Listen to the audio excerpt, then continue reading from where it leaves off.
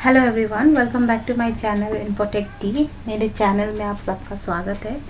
मैं फिर से आई हूँ जून 2020 MCA 051 एडवांस इंटरनेट टेक्नोलॉजीज़ की एक क्वेश्चन है। Second question, briefly explain the 3 scripting elements used in JSP। ये 2020 में आई थी, जून 2020 में आई थी और इसी का सल्यूशन लेकर आई हूँ। हमें एक्सप्लेन करना है 3 स्क्रिप्टिंग एलिमेंट्स, ओके, जो यूज़ होता है JSP में। ठीक है, तो यहाँ JSP जो है, ये JSP स्क्रिप्टिंग एलिमेंट्स जो है, ये एक बहुत ही वाइटल एलिमेंट्स है JSP कोड की। दीज जो, हाँ, ये जो है ना, ये परसेंटेज जो है, ये साइन के अंदर जो दिया हुआ है, ये टैग बोलते हैं इसको। ये टैग के अंदर क्या होती है? ये टैग के अंदर होती है JSP scripting elements, okay. This tag contain JSP scripting elements. इस टैग के अंदर हमें कोडिंग करना पड़ता है। ठीक है, these tags are of the utmost importance as the time of translation the JSP engine will consider anything inside this tag. Okay, at the time of translation के टाइम में JSP engine जो है वो सब कुछ ट्रांसलेट कर देती है, जो भी कुछ इस टैग के अंदर होता है। ठीक है, इस टैग के अंदर होता है वो सब कुछ ट्रांसलेट कर देती है JSP इंजन। ठीक है, only this code will convert to Java code. सिर्फ यही कोड कन्वर्ट होती है जावा कोड में। ठीक है, code other than this is plain और HTML टेक्स्ट। और इस कोड के अलावा दूसरी जो कोड है वो या फिर प्लेन टेक्स्ट हो सकती है या फिर HTML टेक्स्ट हो सकती है। ठीक है,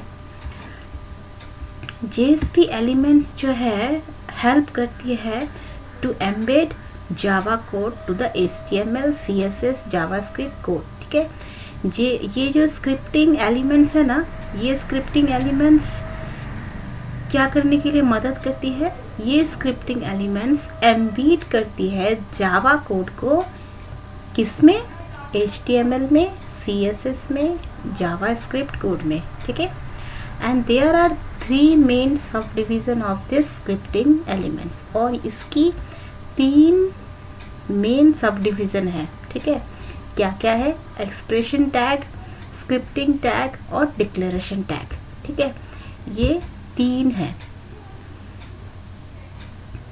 तो आइए बस सबसे पहले बात करते हैं हम scriptlet expression tag, scriptlet tag होगी और डिक्लेरेशन टैग। सबसे पहले बात करते हैं स्क्रिप्टलेट्स इन JSP। ठीक है, JSP स्क्रिप्टलेट्स जो है ये help in embedding Java in HTML for JSP code. ठीक है, ये एम्बेड करती है जावा को HTML में, किसके लिए? फॉर JSP कोड के लिए।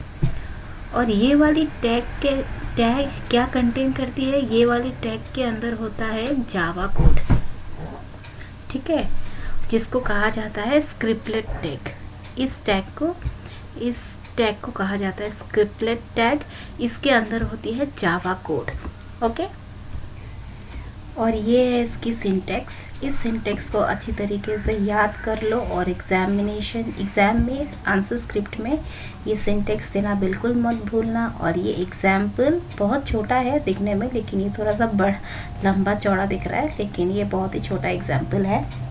प्लीज़ इस एग्जाम्पल को आप आंसर शीट में लिखना। ठीक है, मैं आंसर स्क्रिप्ट बोल रही हूँ, आंसर शीट में लिखना प्लीज़। ठीक है, ये बहुत ही छोटा सा एग्जाम्पल है। अगर आपको ये एग्जाम्पल थोड़ा बड़ा लगता है तो आप गूगल में सर्च कर सकते हो, बहुत सारे एग्जाम्पल्स मिल जाएंगे, लेकिन ये थोड़ा सा इम्पॉर्टेंट लगा मुझे। ठीक है, ये एकदम नॉर्मल, ये मल्टीप्लिकेशन एडिशन का है। ओके, ये एकदम मल्टीप्लिकेशन एडिशन का एग्जाम्पल है। तो ये एग्जाम्पल भी मेंशन कर देना आंसर शीट में। फिर आता है JSP एक्सप्रेशन, ठीक है, ये दूसरा टैग है। JSP एक्सप्रेशन टैग जो है एज द नेम सजेस्ट, जैसे कि नाम से हमको पता चल रहा है, ये इवेल्यूट्स करता है एक्सप्रेशंस को, ठीक है। They incorporate arithmetic and logical expression so that they can be evaluated. ये क्या इनकॉर्पोरेट करता है? ये करता है अरिथमेटिक और लॉजिकल एक्सप्रेशन को, जिससे ये इवेल्यूट कर सके, ठीक है, so that they can be evaluated, ये इवेल्यूट हो सके। They form a easy means to access the value of a Java variable. ये एक बहुत ही ईजी वे है, किस लिए? टू एक्सेस करने के लिए जो भी जावा वेरिएबल की जो वैल्यू है ना, जावा वेरिएबल की जो वैल्यू है उसको एक्सेस करने के लिए एक बहुत ही इजी मीन्स है, ठीक है, इजी तरीका है। The expression in JSP can be an access point. ये एक्सप्रेशंस जो है JSP में, ये एक एक्सेस पॉइंट भी हो सकता है फॉर अदर एक्सप्रेशन, दूसरे एक्सप्रेशन के लिए, ठीक है। और मर्ज करता है that value in an HTML value, और फिर मर्ज करता है उस वैल्यू को HTML फाइल में, ठीक है। जावा वेरिएबल की जो वैल्यू है उसको मर्ज करती है HTML फाइल में, ठीक है। They can easily access data store in application. ये ईजिली एक्सेस करते हैं डेटा को जो स्टोर्ड है एप्लीकेशंस में। और इसकी सिंटैक्स है, ये सिंटैक्स बिल्कुल आंसर शीट में लिखना, इसी से आपकी मार्क्स बढ़ जाएगी। और ये जो एग्जाम्पल है ना, ये भी बहुत इजी है, ये थोड़ा लंबा चौड़ा दिख रहा है लेकिन बहुत इजी है, इस एग्जाम्पल को भी लिख के आना, ठीक है। अब ये आते हैं नेक्स्ट JSP डिक्लेरेशन। डिक्लेरेशन इन JSP declare Java language statement, ठीक है। ये डिक्लेरेशन जो है ये डिक्लेयर करती है जावा लैंग्वेज स्टेटमेंट। ये वाली जो टैग है, ये टैग में क्या होती है? डिक्लेरेशंस होती है, ठीक है। They can declare classes, instances, inner classes, variables, method. इसमें ये क्या करती है? ये डिक्लेयर कर सकती है क्लासेस को, इंस्टेंसेस को, इनर क्लासेस को, वेरिएबल्स को, मेथड्स को, अनलाइक द अदर टू, बाकी दो के अलावा, ओके। उन दो के कंपैरिजन में ये डिक्लेयर कर सकती है ये क्लासेस, इंस्टेंसेस और ये वगैरह वगैरह। This code does not go to JSP service method, और ये कोड नहीं जाती है JSP सर्विस मेथड में, नहीं जाती है। This code rather goes to the source file. ये कोड जाती है सोर्स फाइल में, जो जनरेट्स करती है outside the JSP service method, ठीक है, जो जनरेट्स होती है। और क्या है? अनलाइक द अदर टू, ठीक है, उन दोनों के कंपैरिजन में ये डिक्लेयर करता है इन सबको। This code does not go to JSP service method, ठीक है, ये कोड JSP सर्विस मेथड में नहीं जाता है। ये कोड जाता है सोर्स फाइल जो जनरेट करती है outside, goes to the source file that gets generated outside the JSP service method, ठीक है। ये जाता है ये नहीं जाता है JSP सर्विस मेथड में, ये जाता है सोर्स फाइल में जो जनरेट होती है outside the JSP service method, ठीक है। JSP सर्विस मेथड के बाहर ये जनरेट होती है, ठीक है। और इसकी सिंटैक्स कौन सी है? सिंटैक्स है ये, ठीक है, ये सिंटैक्स आप दे देना और ये एग्जाम्पल दे देना। ये एग्जाम्पल बहुत ही छोटी एग्जाम्पल है, लंबी छोड़ी दिख रही है, लेकिन ये एग्जाम्पल दे देना, बस एकदम आराम से आपको 10 मार्क्स मिल जाएंगे। ये क्वेश्चन आया है 10 मार्क्स का, ये देखो मैंने 10 मार्क्स का लिखा है, 10 मार्क्स का, और आपको इसके बारे में एक्सप्लेन करना है, प्लस सिंटैक्स मेंशन करना है, प्लस एग्जाम्पल देना है, ठीक है।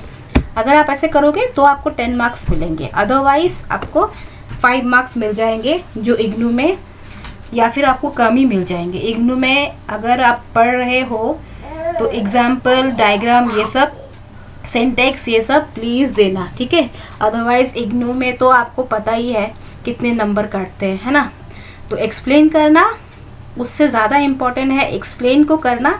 ज़्यादा लंबा चौड़ा मत लिखना, जितना आपको पता चला है उतना ही आप पॉइंट टू पॉइंट लिखना, और उसके साथ साथ एग्जाम्पल देना, सिंटेक्स है तो सिंटेक्स देना, ठीक है। तो आपको 10 मार्क्स बिल्कुल मिलेंगे इस क्वेश्चन में, ठीक है। आप वैसा ही करना। तो ये हो गया आज ये क्वेश्चन, ये सेकंड क्वेश्चन है। पहला वाला क्वेश्चन मैंने वीडियो में अपलोड कर दिया है, और ये सेकंड आया था तो इसको भी मैंने कर दिया है, 10 मार्क्स का है। आई होप आपको समझ में आया है। अगर समझ में आया है तो प्लीज़ लाइक करना, शेयर करना अपने दोस्तों के साथ, और प्लीज़ सब्सक्राइब करना अगर आपने सब्सक्राइब नहीं किया है। नोटिफिकेशन बेल आइकन में क्लिक करना, मेरे रेगुलर अपडेट्स आपको मिल जाए, ठीक है, आपको नोटिफिकेशन मिल जाए। तब तक के लिए मैं अभी इस वीडियो को यहीं पे ख़त्म करती हूँ। बहुत ही जल्द मिलूँगी एक अलग सी, एक नई सी सॉल्यूशन के साथ, एक नई वीडियो के साथ, जहाँ मैं सॉल्व करूँगी और एक क्वेश्चन। तब तक के लिए thank you so much, bye bye.